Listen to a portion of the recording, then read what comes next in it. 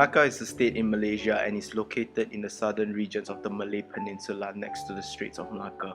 It borders Negeri Sembilan to the north and Johor to the south. The capital Malacca City is a historical city centre which has been listed as a UNESCO World Heritage Site since July 2008. Founded by the Prince of Srivijaya Parameswara in 1400s, Malacca flourished from a fishing village to a prominent centre for spice trade due to its strategic location, and its importance influenced the colonial country to engage wars to control it. In 1511, Alfonso de Albuquerque set sail to Malacca with a force of some 1,200 men and 18 ships and conquered the city on 24th August 1511 and remained under the Portuguese rule until the 17th century. In 1641, the Dutch defeated the Portuguese in an effort to capture Malacca. With the help of the Sultan Johor, the Dutch ruled Malacca from 1641 to 1798.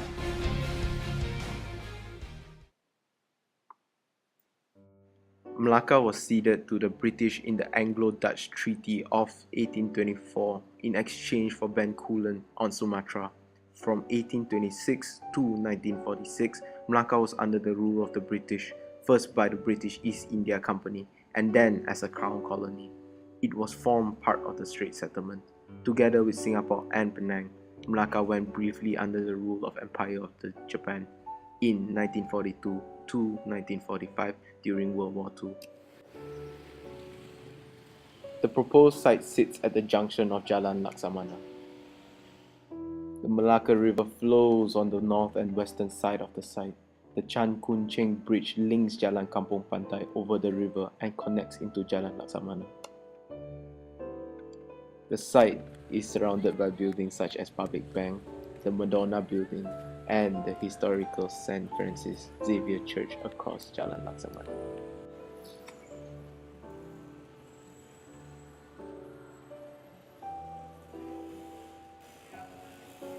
Towards the south and across the river are the roll shops, and further lies the Stud Hughes Red Square and the remnants of the A. Famusa Fort. The site is located within the core zone of the gazetted heritage site. Central Malacca is divided into two heritage zones, of which are the core zone and the buffer zone, and are governed by separate building laws. Our designated site is located at a major crossroad between Jalan Laksamana, Jalan Bunga Raya, and Jalan Bendahara. This junction also acts as a separation point between multiple districts. Jalan Laksamana separates the heritage zone, commercial zone, and the institutional zone. The site is located in the heritage zone. Many key landmarks are known to be located around our site, such as St. Francis Xavier Church, Dutch Square, Jonker Street Night Market, and St. Paul's Church. Due to the abundance of cultural and historical landmarks, the circulation of both vehicles and humans plays a very important role in attracting passersby. However, this is prone to traffic congestions.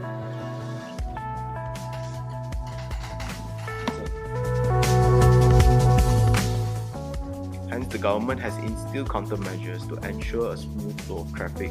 This includes the allocation of beca stops throughout the city, buses are not allowed to park around the historical premise of A. Famusa, pedestrian pathways and car-free zones are established.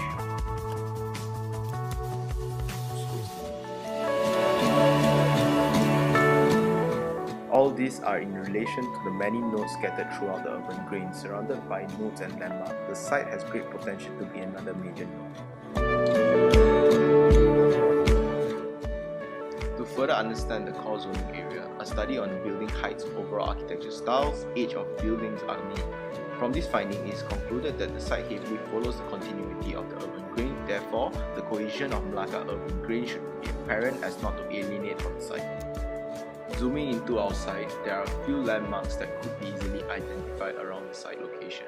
These landmarks are noticeable when people are moving along their path, either by boat, vehicle, or foot. The most obvious ones are Little India, Public Bank, Church St. Francis Xavier, and the Chan Kun Cheng Bridge. A study on the building located in the core zone in terms of building levels, architecture style, the year it was built, condition of the building structure, and the condition of the building facade. The adjacent sites are categorized into accommodation, trading, restaurant, leisure, arts and crafts, religious institute, offices, and financial hubs. Based on the study, we can conclude that the trading arts and craft, food and beverages forms a major part of the microsite. Activity observed around the site include Tai Chi, jogging, cycling, reading, gallery experiencing, religious activity, and dining. This site is well shaded due to a number of trees planted on the site. For the design proposal, there are a few setbacks that need to be applied as shown.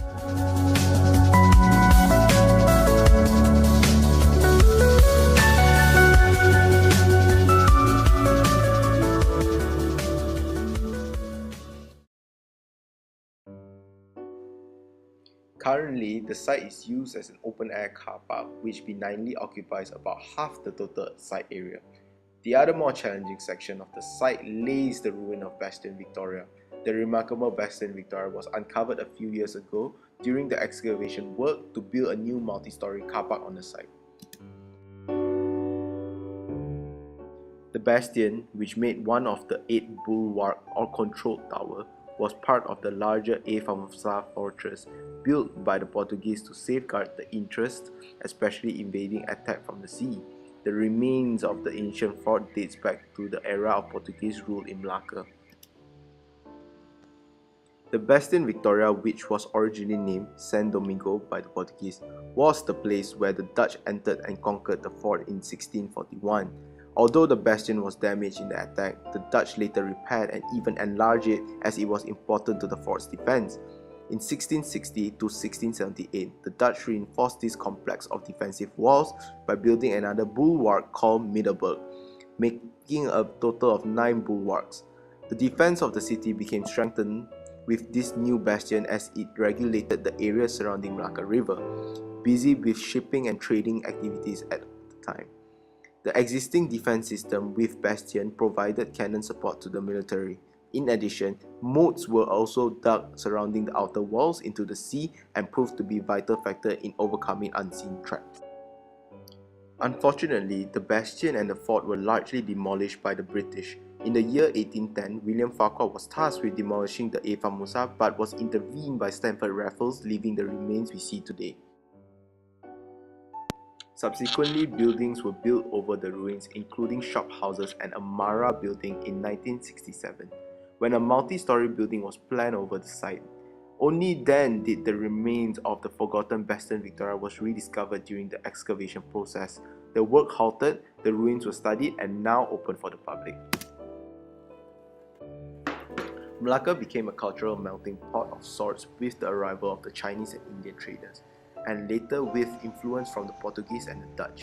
The intermarriage of the various ethnic and the local resulted in broad demographic mix, including the Baba Nyonya or Chinese Peranakan, Chiti or Indian Peranakan, Kristangs or Portuguese Eurasians, and the Dutch Eurasian. The numerous historical places and buildings scattered throughout Malacca is a testament to the diverse cultural heritage to Malacca's colourful past. In order to preserve those sites, numerous museums have been built to preserve those legacy. Most of the museums in the States are managed by Malacca Museum Corporation.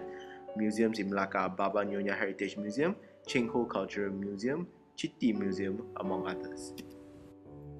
The rich cultural mix in Malacca began around 15th century, in which various ethnic custom and tradition blended together. Each group upholds their tradition and is reflected in their food, religion, custom, festival, culture, design, application, jewelry, and handicrafts. In order to keep these practices alive, it is important to continue these cultures and pass on to the next generation. The existing museum mostly function as a showcase of the past lifestyles and artifacts, but do not involve the visitor beyond a passive participatory role. As such, we are in the position to create a practical learning center which enables the visitor to be an active participant, to sample and learn the various cultural activities reflective of the Malaccan culture. For example, one may learn more about the Peranakan people in taking up courses or programs such as furniture making, porcelain, crockery, and even cooking. He or she may be involved in learning Banyu, which is a Portuguese traditional folk dance. The visitor may even take up linguistic lessons to learn some words from minority language and dialects such as Portuguese Creole and various Malay-based Creoles, such as Baba Malay and Malaccan Creole Malay. One may even learn the difference between the Temenggung and Pepatih cultures within the Malay community. This, we believe, will ensure the traditional and culture live on beyond the present generation. The involvement of UNESCO to preserve and maintain the heritage site status, together with the on-site Bastion Victoria, coupled with a practical cultural learning hub, presents a valuable hybrid venture that not only involves the local people but feeds the demands of the tourists as well. The venue will generate income for the elderly too, as they are commissioned to be involved in these programs, be it in the form of cooking classes, embroidery lessons, and even linguistics. The schedule of spaces for the venue is tabulated as follows: foyer and gallery space, cultural hall for dances, linguistic classroom, handicraft workshop, kitchen for cooking classes, office for heritage body, outdoor public space, multi-purpose hall for seminar, ancillary facilities, basement for vehicle parking. Damn! To accommodate the challenging nature of the Bastion Victoria ruins, we have studied similar structures that houses sensitive excavation site.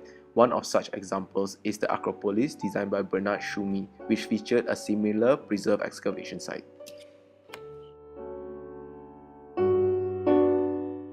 Located in the historic of Makriani district, the museum stands less than 1,000 feet southeast of the Parthenon. The top floor Parthenon Gallery offers a 360 degrees panoramic view of the Acropolis and the modern Athens, with 8,000 square meters of exhibition space and a full range of visitor amenities. The Acropolis Museum tells the story of life on the Athenian Acropolis and its surrounding by uniting collections formerly dispersed in multiple institutions, including the small Acropolis Museum built in the 19th century. The collection provides visitors with a comprehensive picture of the human presence on the Acropolis, from prehistoric times to late antiquity. Integral to this program is the display of an archaeological excavation on the site. Ruins from the 4th through 7th century AD left intact and protected beneath the building and made visible through the first floor. Other program facilities include a 200-seat auditorium. The collection is installed in chronological sequence from prehistory through the late Roman period, but reaches its high point with the Parthenon frieze. The visitor's route is therefore a clear three-dimensional loop. It goes up from the lobby via escalator to the double-height gallery for the Archaic period, upwards again by escalator to the Parthenon Gallery, then back down to the Roman Empire galleries and out towards the Acropolis itself.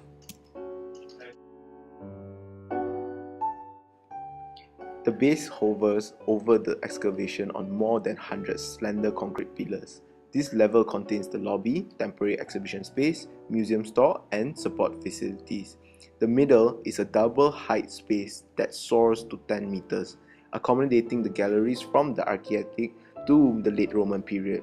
A mezzanine features a bar and restaurant and multimedia space. The top is the rectangular glass enclosed skylit Parthenon Gallery over 7 meters high and with a floor space of over 2,050 square meters. It is shifted 23 degrees from the rest of the building to orient itself directly towards the Acropolis. Here, the building's concrete core, which penetrates upwards through all levels, become the surface on which the marble sculptures of the Parthenon frieze are mounted. The core allows natural light to pass down to the Cryatis on the level below.